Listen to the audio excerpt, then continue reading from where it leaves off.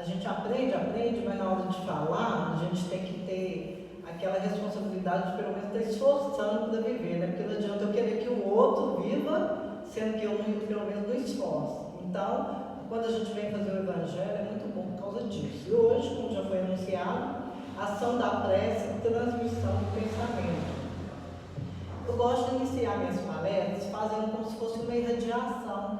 E geralmente eu faço uma música para que nós possamos não só nos conectarmos mais com a espiritualidade, apesar do ambiente, da prece que já foi feita, mas eu acho que essa irradiação a gente consegue não só também se conectar, mas também levar o nosso pensamento, que é o que nós vamos falar, ação da prece, a transmissão do pensamento, que já foi falado muito sobre pensamento. Então, hoje eu peço a permissão para fazer uma prece. Essa prece é a prece dos aflitos, que está no livro Paulo Estevão, que a Abigail fez quando ela estava passando por um momento muito difícil na vida dela, e ela fez essa prece que realmente ela toca muito a gente. Aí eu peço a todos vocês fecharem os olhos na hora da prece, para que nós possamos pensar não só em nós, nas nossas dificuldades, nas nossas deficiências que nós ainda temos, mas também pensando naquelas pessoas que estão passando por dificuldades, por doenças, por dores morais, por pessimismo, pensando em suicídio, às vezes desconectado com Deus, se sentindo inferior, tantas pessoas sofrendo, né? Então vamos lembrar daquela pessoa, trazer no nosso pensamento e irradiar, mandar no nosso pensamento as melhores energias para que elas possam ser tocadas. Gabriel, você faz aqui para nós?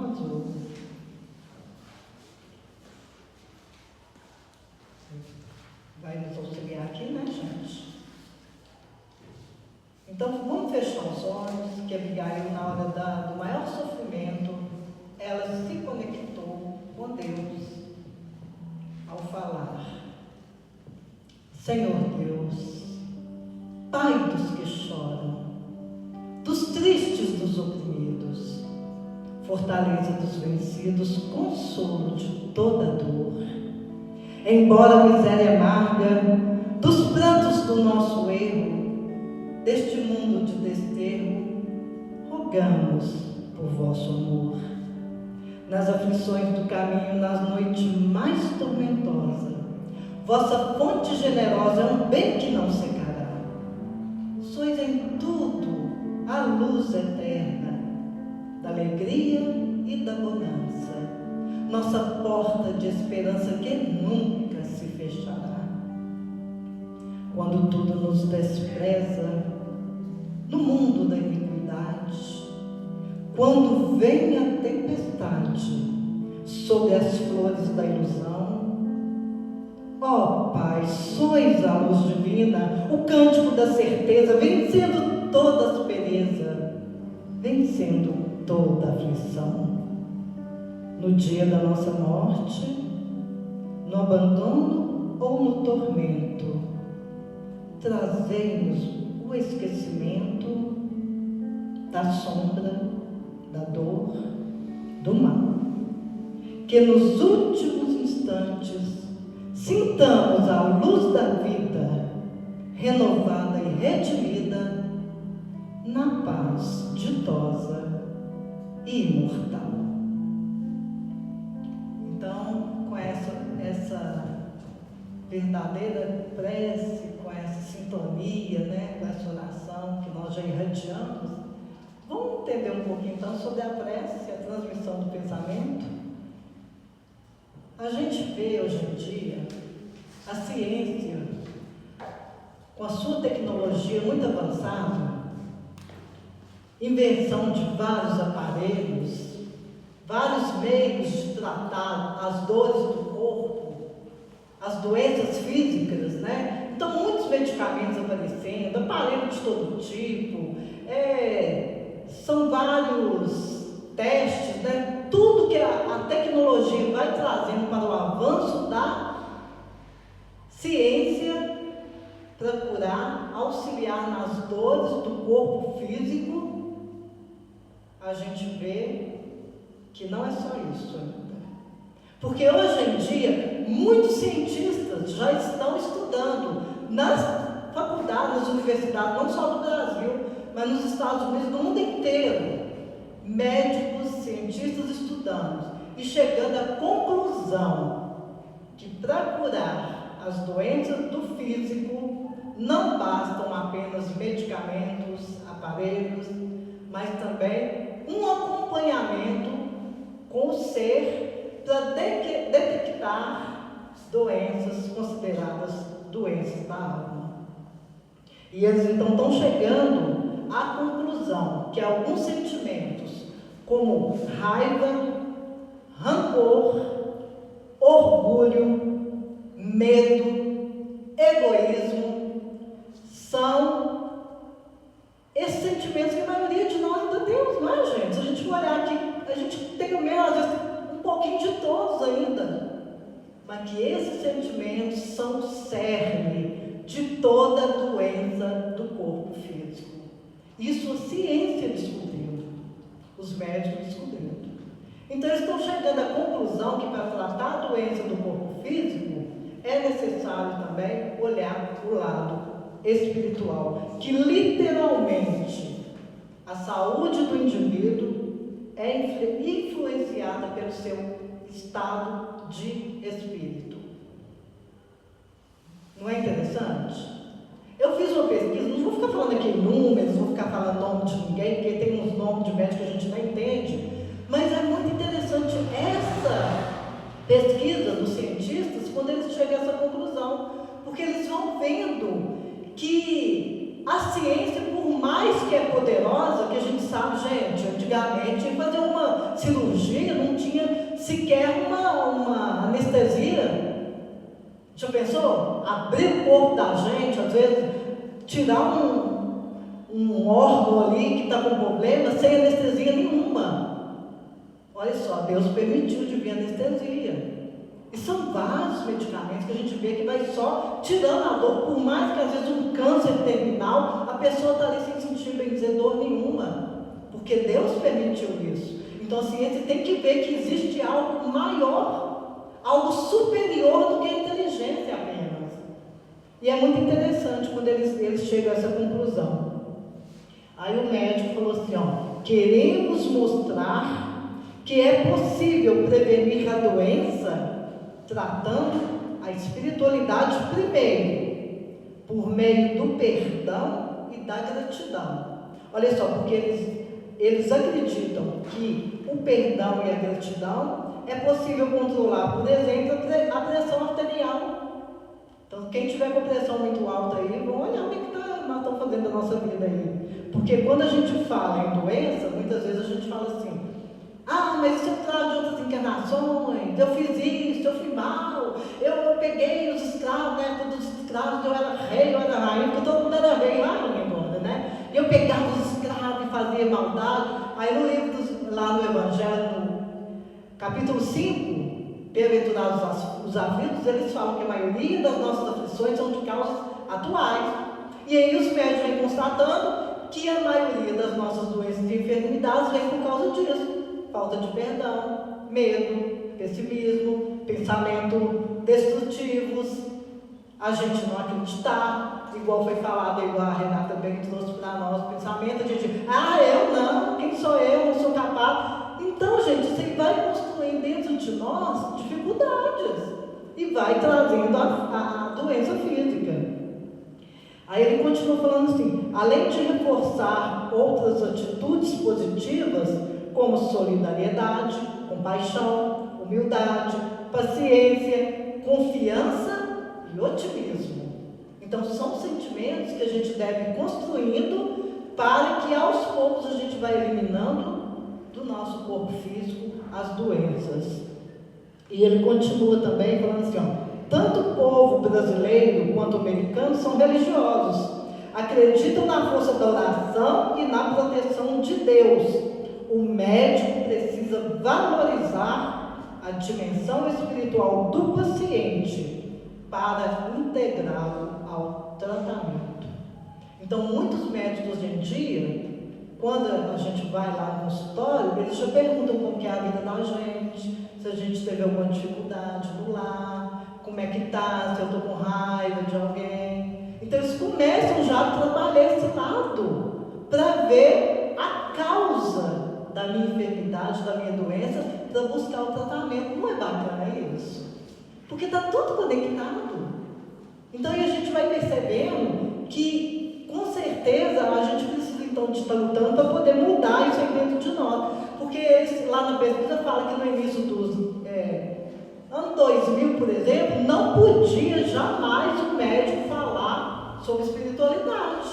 Aquilo era quase que um pecado no meio dele, né? Vai ficar falando isso aqui para quê? Chegava ao ponto, por exemplo, que o cirurgião ia fazer a cirurgia, e se o cirurgião falasse assim, vamos rezar um Pai Nosso? O senhor estava doido, né? Porque até o paciente era assustado e falou assim, ô doutor, eu vou morrer? Está rezando que eu vou morrer? Não, isso é para que nós possamos buscar o auxílio de Deus, da espiritualidade, para poder fazer o procedimento. Então eles estão percebendo agora que não tem nada a ver isso, que isso é mais do que natural. Eu acho isso muito bacana, gente, porque está ligando tudo, igual a doutrina espírita, já vem falando isso desde 1848, quando o Kardec compilou a doutrina espírita, que ele veio trazer as obras básicas, e aqui no Evangelho, igual nesse capítulo, ele está falando a respeito disso, dessa conexão da nossa vida material com o mundo espiritual. É igual nós, não adianta a gente chegar aqui, ouvir uma palestra, fazer oração e ficar pedindo, chegar lá fora, a gente continuar com as mesmas mazelas nossas, falando mal dos outros, xingando, criticando. Aí às vezes eu não falo não, mas qualquer coisa está no meu pensamento. Aí Jesus falou do adultério até mesmo do pensamento. Então Jesus chamou a atenção nossa para o pensamento. Então nós ficarmos atentos ao nosso pensamento. Então a gente vai conseguir curar essas mazelas a partir do momento que nós vamos mudando o nosso jeito de ser e de agir. E aí a gente vê então que, por mais que eu falei que no início a tecnologia avançando, a ciência crescendo, nós também vamos ver, gente, que por mais que a tecnologia está avançando, nós não vamos conseguir fazer prece pelo WhatsApp, podemos até ver uma prece bonita lá, mas ali se a gente não conectar, não adianta pelas redes sociais, é o pensamento. Eu falo assim, então eu não posso falar, eu não posso escrever uma prece? Pode, mas tudo inicia no quê? No pensamento. Nós somos um ser divino que temos um pensamento contínuo. Vocês veem que animal, muitas vezes, eles têm pensamento.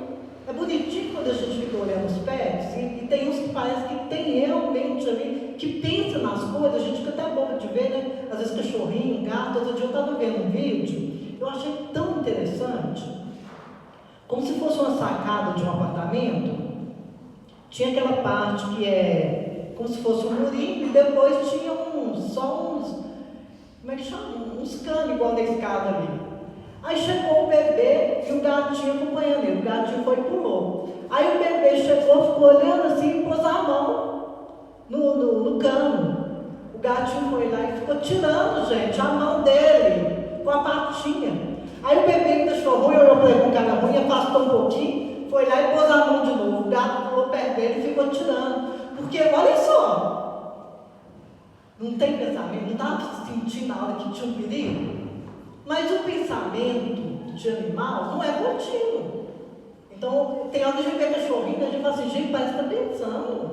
Aconteceu também assim, porque o menino brincando perto da piscina, um bebezinho, brincando com a bola, aí a bola foi rolando e caiu dentro da piscina. Na mesma hora o cachorrinho pegou ele por trás e puxou ele para bem longe da piscina. E foi lá e pegou como se fosse aquela, como é que chama aquele negócio que fica limpando por cima, eu esqueci lá. Aí foi lá e ficou puxando até pegar a bolinha, pôs na boca e levou lá para o menino.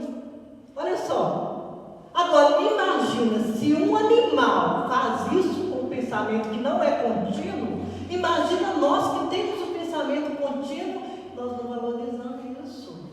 Porque tem hora que nós nem sabemos o que é que nós estamos pensando, a gente não dá valor ao nosso pensamento.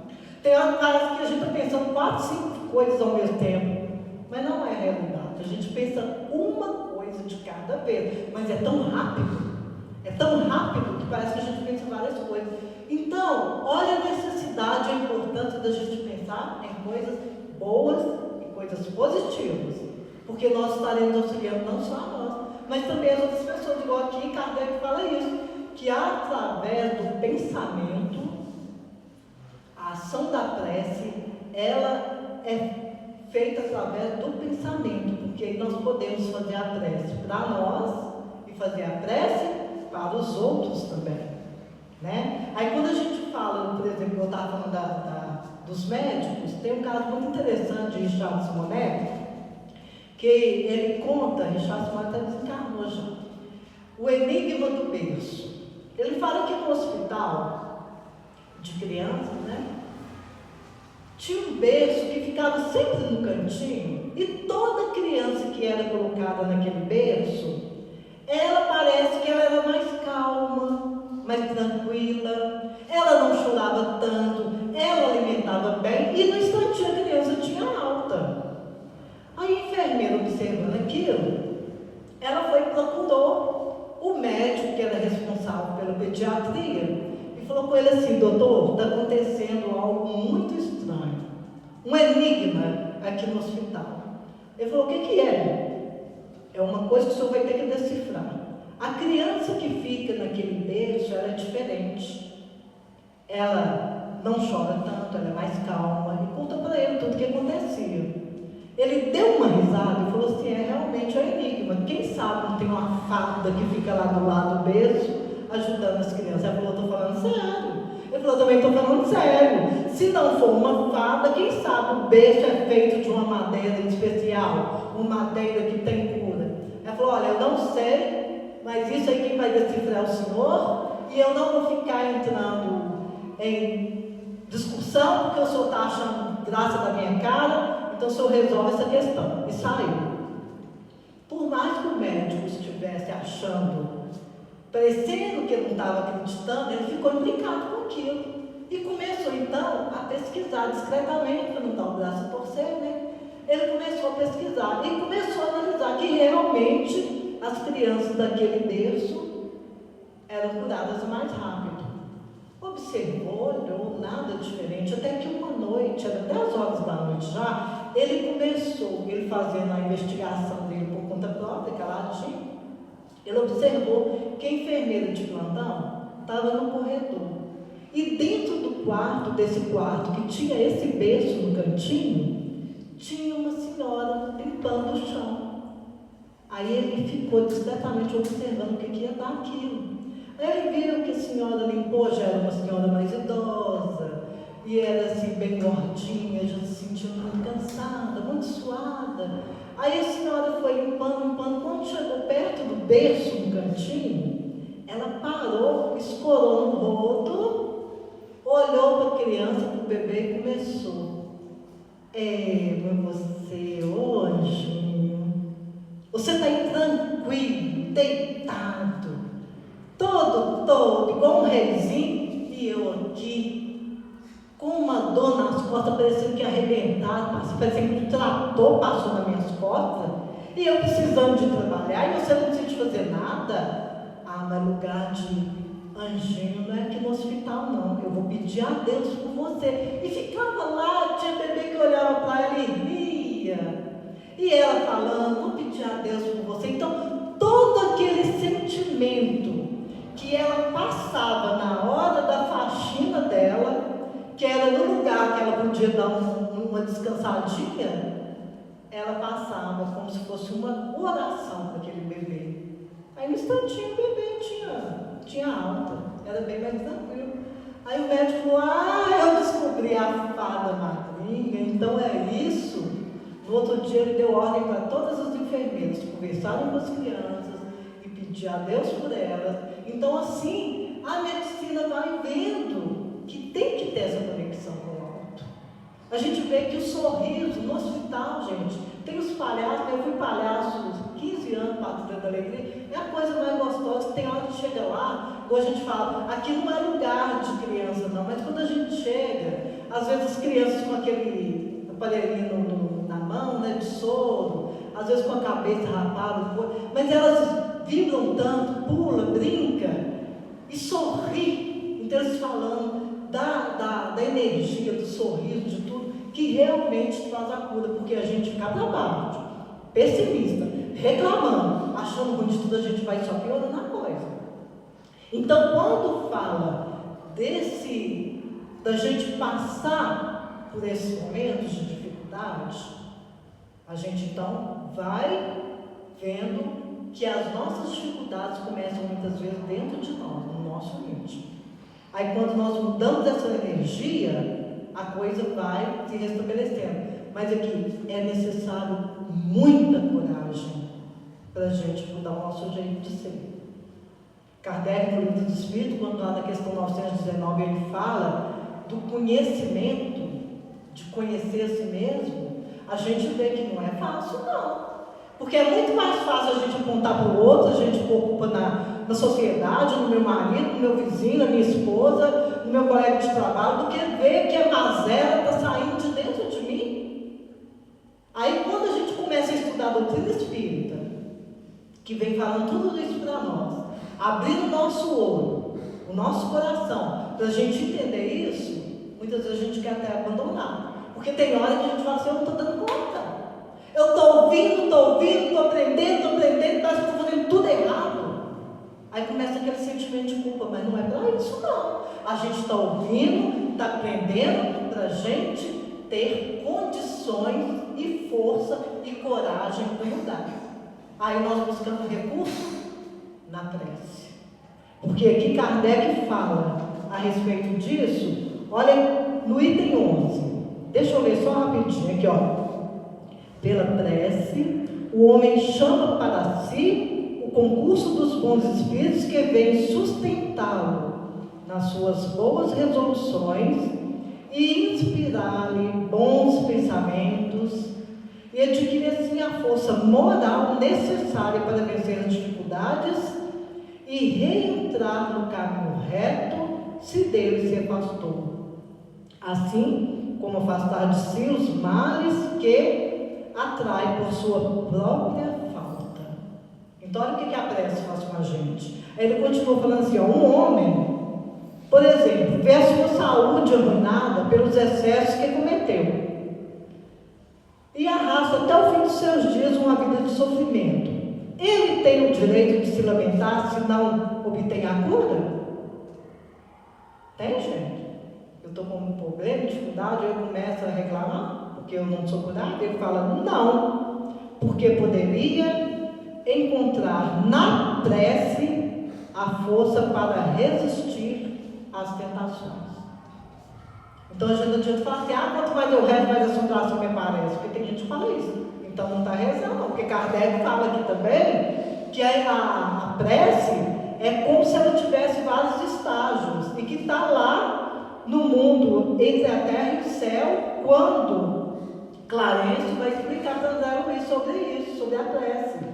Ele fala que às vezes a prece da gente é que as preces tão bichinha, tão assim, fraquinha, que ela não sai nem um palmo do chão. Mas a gente faz a prece pensando em outras coisas, a gente faz a prece preocupada com isso, a gente faz a prece com raiva. Então é como se a prece nem saísse do lugar direito. Aí quando a gente começa a pensar no que eu estou querendo falar, a pedir a Deus socorro, oh meu Deus, eu sou um filho seu, nós somos herdeiros de Deus, Deus quer o nosso bem, nós precisamos de conectar com Deus. Aí quando eu começo a conversar com Deus realmente, aí a minha prece, ela tem um alcance melhor. E segundo Clarencio, tem espíritos que são responsáveis para recolher essas preces. E essas preces, no momento ideal, no momento certo, ela dá a resposta. Porque, olha aqui, Mateus fala assim, ó, Evangelista Mateus, no capítulo 21, 22. Tudo que pedirdes em oração, crendo, o receberás. Isso foi promessa de Jesus. Jesus não brincou, não. Ora nenhuma. Então, tudo o que pedirdes, nós receberemos. Aí eu falo assim, não adianta não, estou rezando, não está acontecendo. Aí, ou nós não estamos observando, ou nós estamos pedindo só material, que às vezes não está na hora certa, Porque às vezes se eu adquirir aquele material que eu tanto estou almejando, vai ser a minha queda. Porque, gente, o tempo nosso é diferente do tempo de Deus. Não é assim, eu quero, porque eu quero, igual menina, né, Dambir, eu quero, porque tem que ser agora. Aí Deus fala assim, calma, não é agora não, vai ser só a queda. Vai vir depois, aí a gente quer isso. É igual menino da minha, né? A gente se perneia no chão, eu quero agora. O tempo de Deus não é o mesmo nosso. Talvez não é nessa encarnação, é na outra. Ou então talvez a resposta não vai vir do jeito que a gente quer. A gente quer que venha uma voz na nossa cabeça, ou então vem o Espírito. Mas a gente tem medo de Espírito, a gente não quer Espírito perto da gente, a gente não quer ver, a gente quer só que o Espírito fale então com a gente assim, faz isso, que vai dar certo. Aí nossa prece a gente quer a resposta, é assim, Senhor. Não adianta, a gente tem que observar a vida, porque às vezes aquela resposta vai vir através de situações, através de uma pessoa, de um telefonema. Aí vem e nós não estamos conectados, a gente não está pensando naquilo. Aí passou a oportunidade e fala, mas não veio a resposta. Aí vem o anjo da guarda e fala assim, vem sim, não vem, vem sim, não vem. Então o tempo de Deus é diferente, né? E a gente tem que estar atento. Porque olha aqui, quando o Clarencio explica para André Luiz, ele fala assim, a prece não é um processo difícil. Somos herdeiros de Deus, basta querer, ter boa intenção, que Deus estará sempre conosco. Nós é que nos afastamos dele.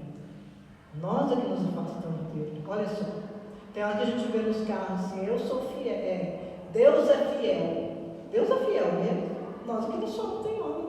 Então nós é que afastamos dele. A prece, qualquer que ela seja, é a ação provocando a reação que lhe corresponde.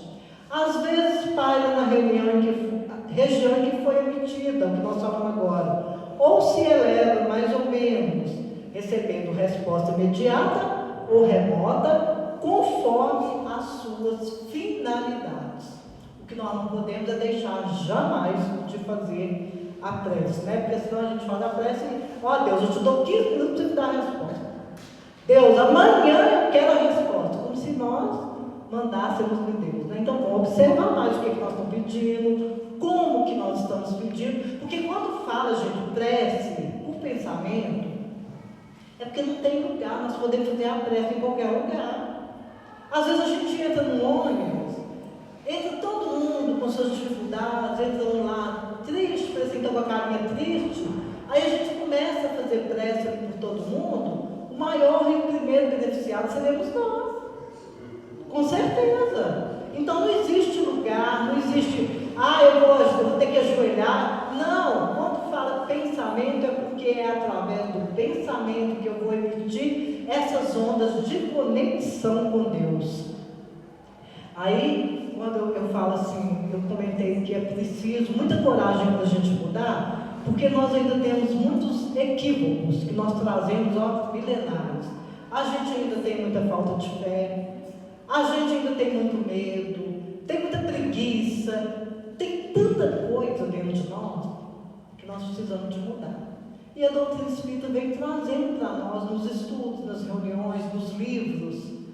Não é receita não, mas mostrando que nós podemos e conseguimos vencer isso no estudo de segunda-feira mesmo, que é especial para mudança, né? Quando vem falar de mudança mesmo, parece que a gente fica mais atento, porque vai mostrando claramente que se a gente continuar do jeito que nós somos, nós vamos continuar sofrendo.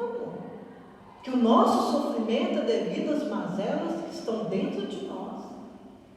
Aí quando a gente consegue aprender um pouquinho, gente, é uma libertação.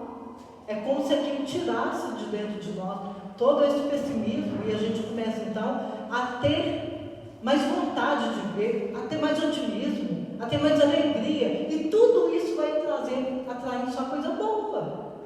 Porque do mesmo jeito que o medo, as outras coisas trazem a depressão, trazem as doenças, o otimismo, a alegria de viver, a gratidão a Deus, também vai nos libertando, não só das doenças físicas, mas desses males que nós trazemos.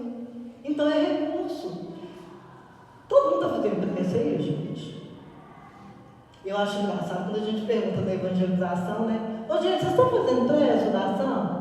Aí os meninos falam assim, eu fiz na hora que eu levantei e vou fazer na hora que eu vou dormir. Aí o outro fala assim, não, eu fiz também na hora que eu fui comer, para agradecer a Deus. Aí será que nós ainda estamos nessa etapa de fazer uma prece de manhã, uma na hora que vai comer, outra na hora que vai dormir? Nós temos que nos conectar o tempo todo. O tempo todo. Quando vier um pensamento de negativismo em nós, quando vier um pensamento de maldade com o outro, quando vier um pensamento de uma mazela, vamos conectar com Deus, que com certeza aquilo é como tirar com a mão. É coisa que a gente precisa de realmente fazer para a gente ver que funciona. Então não é só 3 vezes ao dia, não tem tempo não, é fazer toda hora. Agora a prece, como eles falam, na hora de deitar também é muito importante. Quem dorme muito aí que já vai deitar dormindo, enquanto estiver lá se preparando, escovando dente, trocando de roupa, já vai fazer uma prece, porque a partir do momento que a gente desdobra, a gente vai entrar em conexão com aquilo que a gente está sentindo. Então o que eu estou sentindo, o que eu estou traindo? Aí é o lugar que a gente vai. Então é muito importante, gente, a prece é o tempo todo. Certa vez, um repórter perguntou para a Madre Teresa o que ela falava quando ela rezava. Ela falou assim, eu não falo nada, eu só escuto. Aí ele olhou para ela e falou assim, e o que Deus fala com você? Eu não falo nada, ele só escuta. Aí o repórter ficou sem entender. Mas quando fala é escutar, é abrir os nossos ouvidos da alma para a gente ouvir a nós mesmos, para a gente ouvir as nossas dificuldades, as nossas deficiências e trabalhar isso. Porque quando a gente vai falar, igual fala lá, não é por muito falar que será ouvido, nós teremos que entrar em conexão, não precisa de falar nada, oh Deus, eu estou aqui. É igual o Zé, né? O Zé, a historinha do Zé, quando ele ia fazer prece, todo dia ele entrava na igreja, oh Deus, aqui é o Zé, e saía. Entrava no outro dia, oh Deus, aqui é o Zé, e saía. Aí o sacristão falou com o padre, esse trem tá esquisito. Esse homem está querendo roubar, tá muito estranho, porque ele chega aqui, fica um minutinho e sai. Aí o padre começou a vigiar, o Zé foi atropelado, foi para o hospital. Quando ele ficava lá no quarto, aí ele ficava feliz, uma certa horário, e ria, e conversava, o povo falava assim, o Zé é doido, além de ser atropelado, o Zé é doido. Aí o Zé pediu para pôr uma cadeira lá do lado da mesa da cama dele.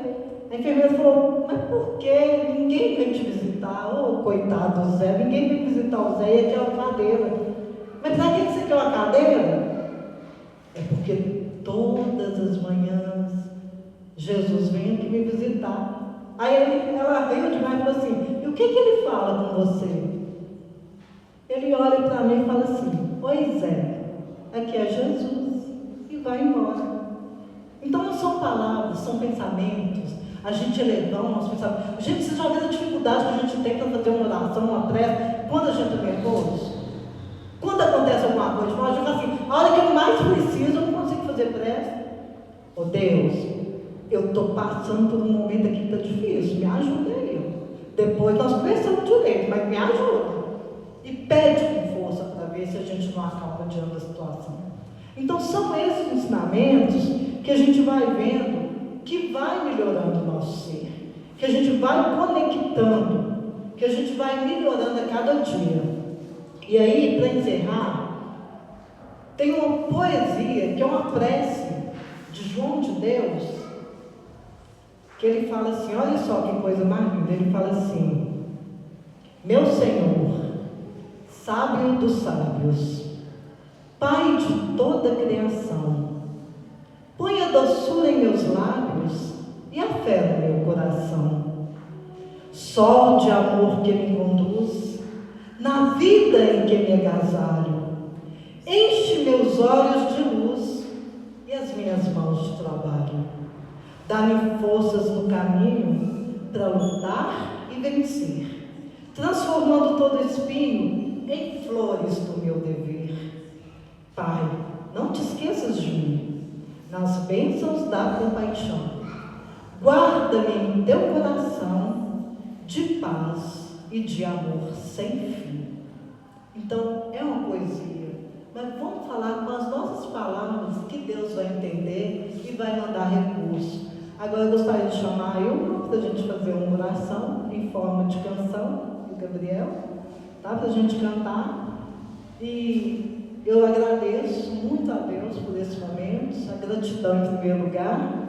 E vamos continuar lutando com as nossas imperfeições, mas levantando a cabeça, dando passos mais firmes a cada dia mais, entendendo que eu não quero mais ser um doente. Eu vou lutar com as forças que eu tenho, entrando em conexão com Deus, porque Ele me entende, Ele me ama e Ele vai me ajudar.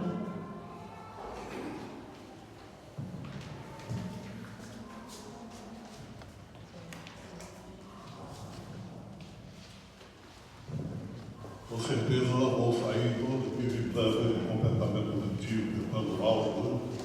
Quando Jesus nos fala que um pensamento acalentar pensa se tornar realidade, ele vai acreditar que nosso pensamento é o combustível da nossa vida. É uma poesia muito pequenininha que eu vou falar aqui agora. Sou perfeito, alegre e forte, tenho amor e muita sorte, acredito firmemente no poder da minha mente, porque Deus no meu subconsciente. A Renatinha, a Vânia, e o papai